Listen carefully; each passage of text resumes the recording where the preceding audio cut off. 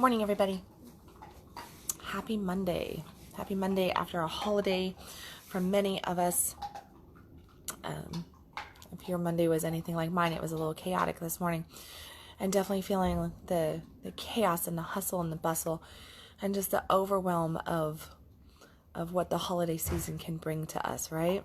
So this morning, I wanted to just kind of talk just about that, about overwhelm, about anxiety, about worry, about trying to get it all done and make it all happen. And I was just recently talking to somebody about this very topic, and the conversation came up about, well, I don't want to lose ground for all the work that I have done and where I've gotten and all that. So I really want to push through. I really want to make it happen. I want to make sure that I stick to keep it going the way I have been going in flow. So what part of flow sounds like we need to make it happen, that we need to push it to happen, that we need to force it, that we need to do all this kind of stuff? Flow is about flow. It's not about making it happen.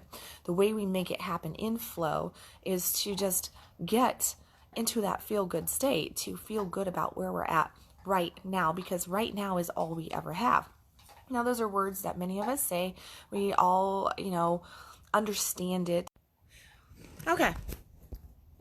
FYI, I hate my internet. AT&T, love you, hate you, all that good stuff. Actually, I think it's just where my location is. I had to take it off my internet to get it to work. I'm back. Hopefully this will work. Hopefully T-Mobile's got my butt, because AT&T doesn't. So where was I? Flow, making it happen. To be in flow is to not have to push. It is about feeling good in the now, because the now is all we got. And as I was saying right before I got so rudely disconnected because of my internet or location or what have you, now is all we have, right? Now is all we have. And we give this thought of, okay, yeah, I get that that's all I have, that I don't have tomorrow, and that yesterday is something of the past. But what do we really do? Like, seriously, this is where we have to get really real with ourselves. We have to be very truthful and authentic about what we're actually doing. Are we in the now? Are we really enjoying the now? Are we present in this moment? Or are we sitting around going, what about? Oh my gosh, what if this could happen, that could happen? Are we worried and anxious about what might be coming our way? Are we looking back into our past and analyzing what happened yesterday, last week, last year? Are we looking at that? Are we more concerned about those things? Are we going, oh my gosh, I really need to pay attention to all these little things out here in the yesterdays and tomorrows? Or are we really looking at the now of this moment and being present, conscientious, and doing the work, which is getting focused on being happy right now, feeling our best that we can possibly feel in this moment? Because that's what it's about. If we feel good in this moment, here's what happens. Guess what? That's what comes along with us to the next moment. That's what comes along with us to that next segment of our life, of tomorrow or the next day or next year. If we choose to bring ourselves into the best feeling space that we can be in right now, then chances are we're going to bring that along in the next moment and the next moment and next moment. And even if it trickles down and it kind of gets washed through because of events and experiences that take place in those coming moments, we still have a trace of that. And it's easier to connect to that than it is to start from ground zero where we are just focused on the negative. We, especially during this time of the year, we get overwhelmed. We just push ourselves to the hilt. We feel like all this responsibility is on us to show up in different ways, to make sure that there's an allotted amount of presents underneath the tree, that the house is decked out to the hilt, that we have this kind of food, that kind of food, that we've gone to so-and-so's party and so-and-so's party, that we've got, making all the events, doing the different things that we feel that we need to do.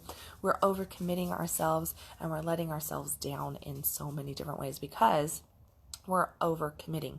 We're overwhelming ourselves trying to put on a facade of what we think we need to do to actually get along in the world, instead of just being present right now, happy in this moment, and asking ourselves the true question of, what do I want right now? What do I want to do right now? Where do I want to be right now? Who do I want to be socializing with right now? Do I really want to do that event? Or am I just doing it to appease somebody else, to appear a certain way, to do this or to do that? What is the truth of the matter? And the majority of overwhelm, though, comes from a fear of not having, a fear because we have experienced not having in the past. We have experienced, suffering. We have experienced that crappy holiday season. We have experienced that lack of love. We have experienced the job loss or the heartaches and hardships that can come. And they seem to definitely come in the winter months, don't they? So as we go through that, we experience that stuff and we fear that occurring again. We want to make sure that that doesn't occur again. So what do? We put our attention, our focus on it not happening, right? And when we do that and we go, oh no, I'm not focusing negatively. I'm just making sure that that negative stuff doesn't happen again. I'm just focusing in on and making sure that that doesn't happen again. I don't want that to happen. I don't want that to occur. So this is what I'm going to do. I've got this game plan. I'm not going to let myself get over there. Instead, I'm going to make sure I'm going to look for it. And if it comes anywhere near that, then I'm going to go a different direction. I'm going to make sure that I don't experience that if anything triggers me in that direction. What are you actually doing in that moment? You're applying your focus to exactly what you don't want in this moment or in the future moments. You're putting your attention on the negativity. And then what do? You have worry, you have fear, you have anxiety, you have, doubt creep up. You have all these different things happening instead of just being present right here, right now, and happy in this moment. I was thinking about it last year. This time last year. Last year was an amazing year. It was a transformative year in so many different ways.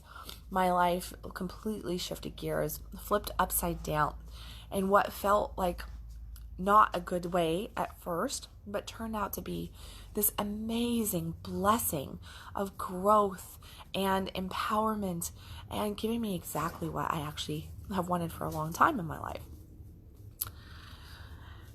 But around this time of the year last year, I remember getting caught up in the overwhelm, getting caught up in the worry, having my old programs come up and bite me in the butt and go and hold me back and constrict me and put me into fear and worry mode.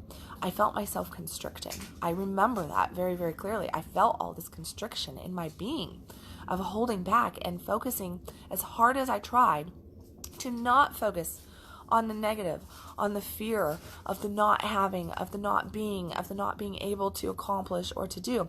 I still had these, it was just constant little pops of it coming up. And everywhere I turned, it just was there. And it was because I had applied so much attention to it. It's because even though that year was amazing in so many ways, because of the negative in energy in that, and the events that occurred, that caused the forward positive movement, even though it was negative on spots, there was pieces of me that was attaching to the negativity. And at this time of the year last year, I was definitely more ingrained in not a negative feeling, but a fear of allowing the negative in. A fear of not getting accomplished the things that I wanted to get accomplished, of not being everything that I wanted to be for self, for business, for family. And what that ended up in resulting to was the front end of 2019 just being this struggle because I felt it a struggle prior to it ever occurring. I created the struggle inside myself in November and December of the year prior. And that's what happened there. And then on the front side of this year, I had to deal with the struggle energy that I had created the program around, the thoughts around, the feelings around. And of course, much like any time we do this, what happens? We start seeing the evidence for it consistently. You want to have worry? Well, life is going to give you something to worry about. You want to feel overwhelmed? Life will make sure that you feel overwhelmed, because if you're going, oh my gosh, I'm just so exhausted. Oh my gosh, I feel so overwhelmed. Oh my gosh, there's just too many places to go. There's just too much to do. There's not enough of me. Oh my God, oh my God, oh my God, oh my God. And you start to put this anxiety into your life by the words that you're speaking, the thoughts that you're thinking, and how you are choosing to approach the situations instead of speaking your truth and expanding yourself a little bit too far, pushing yourself too far on things that you're not a fuck yes to. That's where you get that overwhelm from. That's where you get the anxiety from. That's where you get the fear and the worry from going the direction that you're not supposed to be going.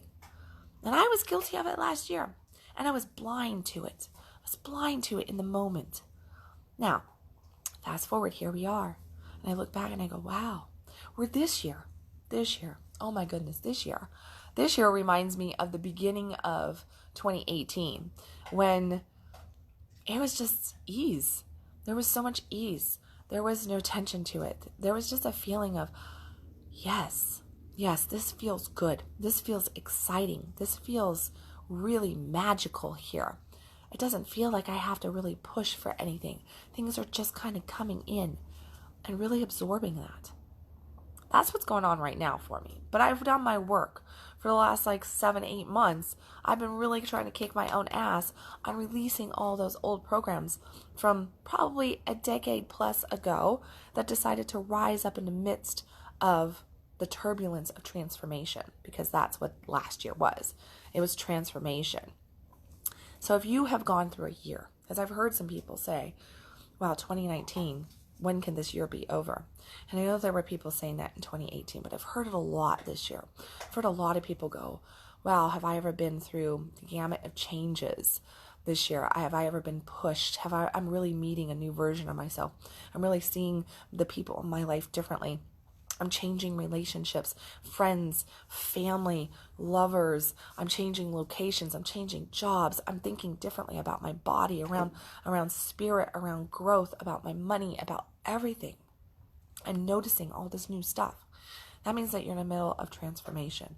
That means that you're in the middle of a breakthrough, an awakening to a new version of yourself. And it's not really a new version of yourself. It's a truer version of who you are. That's what it is. Because as we awaken, we come into a truer version of ourselves. We meet that. But it feels new. It feels lighter. It feels exciting. And it feels scary as fuck. Because we don't know what we don't know about ourselves in those spaces. But as we do that, guess what happens? Turbulence. Transformation causes turbulence. It's like giving birth to a baby. If you think that there's no pain and no blood and no pushing and having to mold yourself in different ways and trying to get into different positions and learn about how to really breathe into something and move through those edgy pieces of your transformation, you're mistaken, because that's exactly what it is. You are giving birth to you. And if you've had a year where you have been noticing a lot of different changes occurring and people that you've always known all of a sudden drifting away or copying attitude, or you're just not resonating. You're not resonating with certain things. You're pulling away. You're becoming a little bit more distant to some things. That means that you are actually birthing yourself right now. And that overwhelm, that worry, that anxiety, that fear, it's normal. It's natural. And the more you resist it, the bigger it will get, though. So, much like anything that we resist, we need to pause on it. We need to tap back in to what we feel like right now. And then you might go, well, I feel overwhelmed right now. I want you to go underneath the overwhelm. I want you to really tap in. I want you to kind of just analyze, hey, my lungs are still working. My heart is still beating. I can still breathe. I have food in the fridge. I have the capability of moving my body. I have a car that's working. I have a roof over my head. I have opportunity at my door in so many different ways. I have the ability to make a decision on my choices, on how I feel right now, on the thoughts that I'm thinking, and on the actions that I choose to take. I have an ability to be the person that I want to be. Because there's nobody that's forcing you to do anything. You might feel forced. That's all fictitious. It's all an illusion. It's not true. Nobody's forcing you to do or be any way. You have to make a commitment to you. You have to make a commitment and know that, hey, I'm worth enough. I value myself enough. I love myself enough to say yes when I mean it and no when I mean it. I don't have to feel the overwhelm because I can say no. I can go, Yeah, that's great. I'm sorry, I'm not going to be able to make that party. Yeah, that's awesome, but I'm not going to be able to watch your kids. Yeah, that's great. No, I can't take on that extra workload right now so that you can go do that.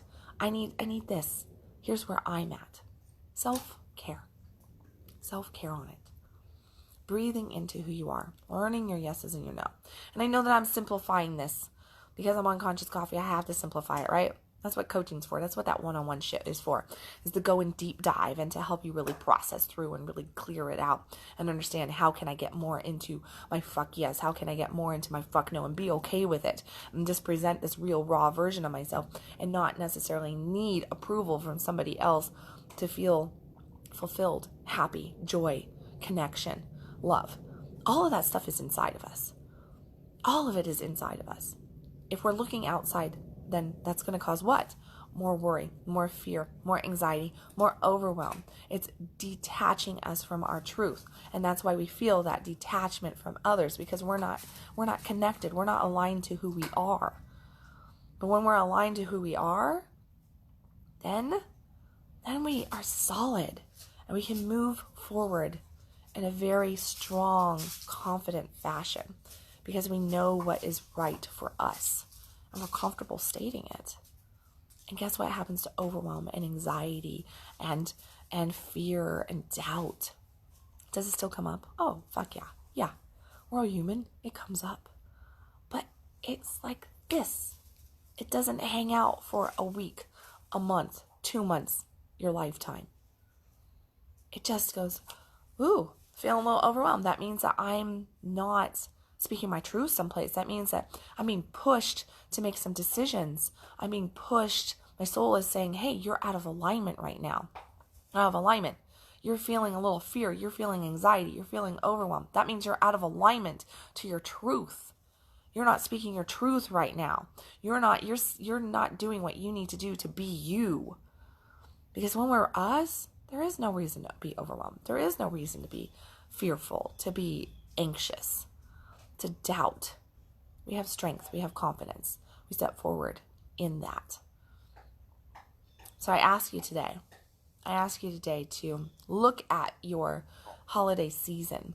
Look at the coming decade and year that we are moving into, the beautiful 2020, and have a little bit of pre-2020 vision to that. And go, what do I want to be thinking and feeling and doing and being at the end of this year? If I was me on this date at the end of 2020, what do I want to look back and what do I want to say about 2020? What's the year like? What do I want to have happen? Don't look at it from a typical goal perspective. I want you to feel it. I want you to look back and I want you to sit there and just be like, man, this year was boom, boom, boom. What comes up first for you? Now, if a whole bunch of negativity comes up, that's going to tell you exactly where you're at right now. Okay? If you're using the word hope, that means that you don't have a whole lot of certainty to get it. Okay? There's hope. It's not bad to have hope. Hope's great. Hope's wonderful. It's a teetering point though. And in the land of hope, we get to make a decision to lean toward the positive or toward the negative. We're also stating that we don't have the belief in place to align to our desires yet. Now, when we get into belief, I believe that this is going to happen. When we say that, now we've got a lot more, there's less resistance there because now we're like, there's more confidence there. There's more vision there. There's more feeling there. No, I can really feel that moving that direction. But when we hit the word certainty and we say, I am certain that 2020 is going to be a phenomenal year. I am certain I'm going to hit my relationship, health, financial, travel, nutritional, family goals, spiritual goals for 2020. I am certain because I'm doing my work right now, because I'm already envisioning it to happen, because I'm already feeling what it is like to be that person. So I'm calling that person in right now into me so that I can step forward in this moment, one step closer to that version of my new self, to that birthing of my new self, so that 2020 is that fucking amazing year that it's going to be. So I'm going to rock out 2020. It's going to be amazing. I want you to practice your amazing 2020 script. I want you to really, really practice it in your head. Vocalize it to yourself. Start vocalizing it to other people. Notice what you say to other people. Notice what your verbiage is in your communication. Hey, how you doing? Oh, I'm okay. What's up? Not much. Are you saying those kinds of things? Are you going, oh man, I'm so sick. Oh, I'm so tired. Oh, I'm so fatigued. Oh, this time of the year. It's just, I just got back from dropping my boys off to their dad's house, and my ex's childcare provider, she popped by. She has a daycare right there in the neighborhood, and she popped by, and she gets out, and we're talking about stuff, and she just started complaining instantaneously about this weekend, how she has to put up all these Christmas decorations. And she was just like, oh my gosh, at this time of the year, it's so stressful, and you got to get out all the Christmas stuff. We got to dig up in the attic, and we have to pull it all down, and then there's just tinsel everywhere, and there's pine cones everywhere, and there's this and there's that, and then I have to clean the whole house again, and I have to get all done, and she's all caught up in this anxiety and struggle, and it made Christmas feel negative. It made this beautiful holiday season of giving and connecting feel like a burden. It felt negative. It felt, ugh. And I walked away from her going, ugh, that feels nasty. I'm glad I don't feel like that about my Christmas stuff. I'm like, woo, let's go put up the Christmas stuff. I can't wait till next weekend. I'm going to go and I'm going to get it all out and I'm going to look at it and I'm going to, what's my theme for this year? Because I can do 15 or 20 trees easily. I'm like, what's my main tree theme? What are we doing? Oh, we went to Disney. Maybe we should do Disney theme this year. Maybe we should do Santa Claus theme. And I have excitement about it.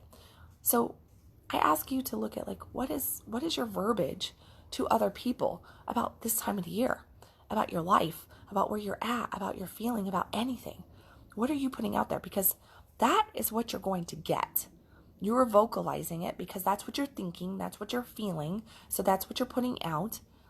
And that's why you're getting back what you're getting back. Hey, babe.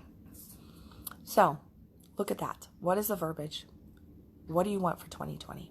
Have that 2020 vision right now. Put it out there. For all you local people, Addison Bell and I are doing a workshop this Saturday. We have just a couple spots available still. Class is almost full. So it will be sold out probably by Thursday, I am guessing. It'll probably be sold out Thursday, Friday morning at the latest. We will be tapped out at that. It is our annual Winter Wonderlust where we are talking about female sexuality. So if you are in the Dallas-Fort Worth area, or if you can get your butt here for that workshop, make sure that you do that for sure. And get here because this workshop won't come around until next December 2020, because I have 2020 vision and I know that this class is coming in December of 2020, just like our summer camp comes around in August. 2020 vision. No, it's just like planning. That's all we do, right? We just plan it out. This is going to happen. That's what you're going to do with your life. You're going to plan it out. You're going to say, this is going to happen. I am certain of it. I am confident of it. I'm going to make this shit happen. I'm a rock star and I'm making it happen. Okay? Be that rock star for 2020. Be that rock star for you. You're worthy of it.